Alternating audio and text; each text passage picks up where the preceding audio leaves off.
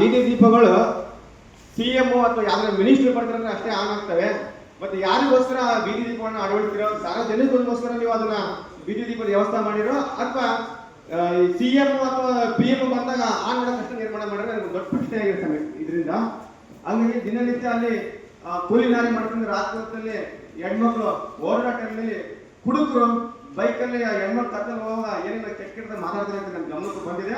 ಸಾರ್ವಜನಿಕರು ಹೇಳಿದ್ದಾರೆ, ದಯಮಾಡಿ ತಕ್ಷಣವೇ ಆ ತುಂಗಭದ್ರಾ ಸೇತುವೆ ಮೇಲೆ CC ಕ್ಯಾಮೆರಾ ಮತ್ತು ಬೀದಿ ದೀಪ ಅಳವಡಿಸುವಂತ ಕೆಲಸ ಮಾಡಬೇಕು.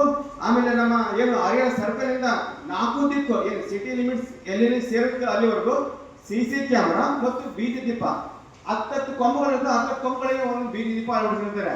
ಇದು ಮಿಕ್ಕಿದೆಲ್ಲ ರಾಕ್ ಸೆಂಟರ್ಗೆಲ್ಲ ಕತ್ತು ಕಾಣುತ್ತೆ.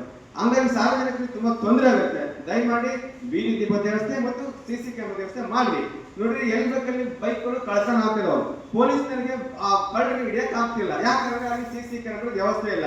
ಇದು ಯಾವ ರೀತಿ ಕಳ್ಳರು ಹಿಡಿತಾರೆ?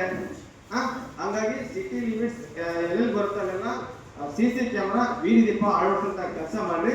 ಆ ನಂತರ ಏನು 29ನೇ ವಾರ್ಡ್ ಗಂಗಾನಗರದಲ್ಲಿ ಹೊಳಿ ಬಂದ್ಬಿಟ್ರೆ ಮಳೆ ಬಂದಾಗ ಹೆಚ್ಚು ಕಮ್ಮಿ ಒಂದು 20ರಿಂದ 30 ಮನೆ ಮುಳುಗೋಗ್ತಾವ.